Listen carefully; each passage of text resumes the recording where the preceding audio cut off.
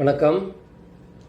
சமீபத்தில் பகுஜன் சமாஜ் கட்சியோட மாநில தலைவர் திரு ஆம்ஸ்ட்ராங் அவர்கள் பல சமூக விரோதிகளால் வெட்டி படுகொலை செய்யப்பட்டிருக்காரு.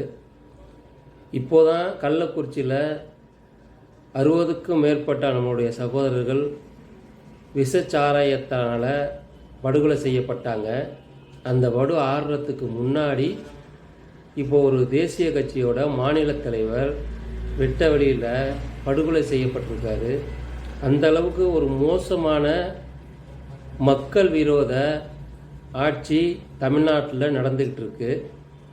சமீபமாக இந்த 3 வருஷமாக பார்த்தீங்கன்னாக்க கொலை, கொள்ளை, பாலியல் வன்கொடுமை இப்படி தொடர்ந்து நடந்துக்கிட்டே இருக்குது. நடக்காத நாளே கிடையாது. அந்த அளவுக்கு ஒரு மோசமான ஆட்சி, படுமோசமான ஆட்சி தமிழ்நாட்டில் நடந்துக்கிட்டு இருக்கு.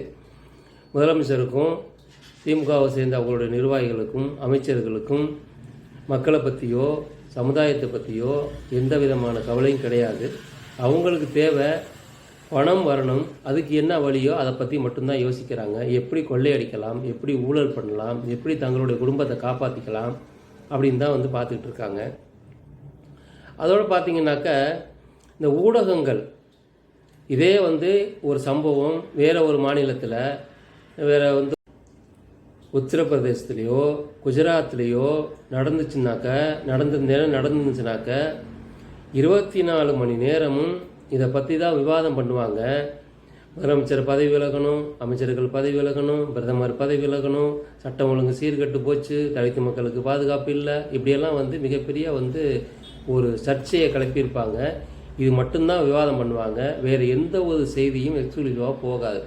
அப்படி நடந்திருக்கும். ஆனால் நடந்தது தமிழ்நாட்டில் அப்படிங்கிறதுனால பார்த்தீங்கன்னாக்கா இந்த ஊடகங்கள்லாம் அதாவது 4வது தூண், ஜனநாயகத்தின் 4வது தூண் அப்படின்னு சொல்லக்கூடிய இந்த ஊடகங்கள்லாம் இன்றைக்கி சும்மா பெயரளவுக்கு செய்திகளை மட்டும் வெளியிட்டுட்டு அவங்களோட வேலையை பார்த்துக்கிட்டு இருக்காங்க.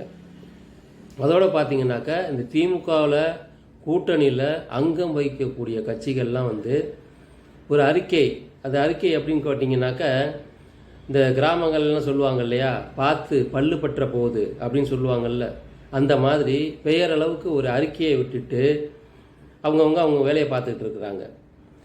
படுகொலை செய்யப்பட்டது ஒரு தலித் சகோதரர். இதில் நம்ம ஜாதி பார்க்கல. ஆனால் இதுவே வேற ஒரு நிகழ்வு வேறு எங்கேயாவது நடந்துச்சுனாக்க இதையே ஒரு பெரிய அரசியல் ஆக்கியிருப்பாங்க. இன்றைக்கி இவரை ஆம்ஸ்ட்ராங் அவர்களை பற்றி எல்லாரும் சொல்லக்கூடிய நிகழ்வுகள்லாம் பார்த்தீங்கன்னாக்கா எல்லார்ட்டையுமே ரொம்ப அன்பாக பழகக்கூடியவர், எளிமையாக இருக்கக்கூடியவர், எந்த விதமான வன்முறைக்கும் போகாதவர் அப்படின்னு எல்லாரும் சொல்கிறாங்க. ஆனால் அப்படி ஒரு நபர் இன்றைக்கி படுகொலை செய்யப்பட்டிருக்கிறாரு. தலித் அரசியல் அப்படின்னு பேசக்கூடிய நபர்கள்லாம் பார்த்திங்கனாக்கா இந்த ஆளும் திமுக அரசை கண்டிக்கிறதுக்கு தவறுறாங்க. பெயரளவுக்கு ஒரு அறிக்கை விடுறது, கண்டனம் தெரிவிக்கிறது. யாருக்கு கண்டனம் தெரிவிக்கிறாங்க? தமிழக அரசு அவங்க கண்டிக்கிறாங்களா? முதலமைச்சரை கண்டிக்கிறாங்களா? அமைச்சர்களை கண்டிக்கிறாங்களா? போலீஸை கண்டிக்கிறாங்களா? எதுவுமே கிடையாது. கண்டிக்கிறோம் அப்படின்னு சொல்லி பெயரளவுக்கு கண்டனம் தெரிவிக்கிறாங்க. இந்த கண்டனம் யாருக்கு அவங்க தெரிவிக்கிறாங்க? அப்போது அவங்களுக்கு தேவை யார் செத்து போனால் நமக்கு என்ன, நமக்கு 2 சீடு கிடைக்குதா, பணம் கிடைக்குதா, அதை பற்றி மட்டும்தான் யோசிக்கிறாங்க. தலித் அரசியல், தலித்து விடுதலை இப்படியெல்லாம் பேசக்கூடிய நபர்கள்லாம் இன்றைக்கி அப்படி தான் நடந்துகிட்டு இருக்காங்க.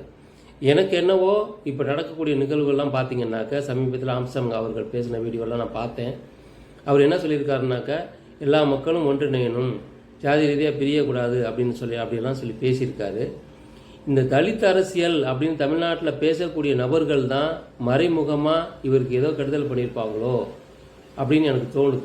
என்ன காரணம் சொன்னீங்கன்னாக்கா தலித்து மக்களை வெறுமனே உணர்ச்சி வசப்பட வச்சு தூண்டி விட்டு கலவரங்கள் பண்ணுறது, கட்ட பஞ்சாயத்து பண்ணுறது, நாடக காதல் பண்ணுறது, இப்படி தான் தலித் அரசியல்னு சொல்லி பண்ணிக்கிட்டு இருக்காங்க ஒரு சில நபர்கள்.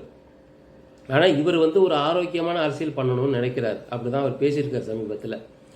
ஒருவேளை நம்ம குழப்ப கெடுத்துருவாரோ அப்படிங்கிறதுக்காக இந்த தலித் அரசியல் அப்படின்னு சொல்லி பேசிகிட்டு இருக்கக்கூடிய நபர்கள், திமுகவில் கூட்டணி இருக்கக்கூடிய நபர்கள், குறிப்பாக சொல்லணுன்னாக்க இந்த திருமாவளவன் போன்ற நபர்கள் திட்டமிட்டு இந்த படுகொலைக்கு உதவி இருப்பாங்களோ அப்படின்னு நமக்கு ஒரு டவுட்டு இருக்குது. ஏன்னா அவங்கெல்லாம் இந்த மக்கள் இப்படியே இருக்கணும், நம்ம அதை வச்சு அரசியல் பண்ணணும் அப்படின்னு தான் யோசிக்கிறாங்க. அவங்க மேலே வரக்கூடாது அப்படின்னு தான் நினைக்கிறாங்க. ஆனால் இந்த ஆம்ஸ்ட்ராங் அவர்கள் எப்படின்னு பார்த்தீங்கன்னாக்க ஒரு ஆரோக்கியமான அரசியல் பண்ணணும் அப்படின்னு சொல்லி நினச்சிருக்கிறாரு. அதனால தான் ஒருவேளை அவர் படுகொலை செஞ்சுருப்பாங்களோ, இந்த தலித் அரசியல் பண்ணக்கூடிய திருமாவளவன் போன்ற நபர்கள் தான் செஞ்சுருப்பாங்களோ அப்படிங்கிற ஒரு சந்தேகம் நமக்கு எழுது. இதனால் இந்த விஷயத்தில் மத்திய அரசு தலையிட்டு சிபிஐ விசாரணைக்கு உத்தரவிட்டு உண்மையான குற்றவாளிகளை கண்டுபிடிக்கணும். இந்த அரசியல் அப்படிங்கிற பேரில் இது போன்ற ஒரு நல்ல நபர்களை அடுத்த கட்டத்துக்கு வரவிடாமல் அவங்களை படுகொலை செய்யக்கூடிய இந்த நபர்கள் மீது மிக கடுமையான நடவடிக்கை எடுக்கணும். அவங்க அரசியல் கட்சி தலைவராக இருந்தாலும், சட்டமன்ற நாடாளுமன்ற உறுப்பினராக இருந்தாலும், அமைச்சராக இருந்தாலும் நடவடிக்கை எடுக்கணும். அது மட்டும் இல்லாமல் இந்த தமிழக அரசு தூங்கிக்கிட்டு இருக்கு. கொள்ளையடிக்கிறதுலையும் பணம் வாங்குறதுலையும் ஊழல் பண்ணுறதுலையும் மட்டும்தான் கவனம் செலுத்துது. அதனால் உடனடியாக மத்திய அரசு தலைவிட்டு இந்த படுகொலைகளுக்கு நிரந்தர முடிவு ஏற்படுத்த வேண்டும். இந்த மாநில அரசு மீது உரிய நடவடிக்கை எடுக்க வேண்டும். தமிழக மக்களை காப்பாற்ற வேண்டும் அப்படின்னு இதன் மூலமாக தெரிவிச்சிருக்கிறோம். விரைவில் தமிழ்நாட்டிற்கு நல்ல காலம் பிறக்கும். ஆட்சி மாற்றம், அரசியல் மாற்றம் வரும். இந்த விரும்பத்தகாத சம்பவங்கள்லாம் மறையும். மக்கள் நிம்மதியாகவும் ஆரோக்கியமாகவும் இருக்க வேண்டும். அதற்கான அரசியல் மாற்றத்தை நோக்கி நாம் அனைவரும் செல்ல வேண்டும் என்று கேட்டுக்கொண்டு விடைபெறுகிறேன். நன்றி, வணக்கம். ஜெய் ஸ்ரீராம், ஜெய் ஸ்ரீ கிருஷ்ணா. நன்றி.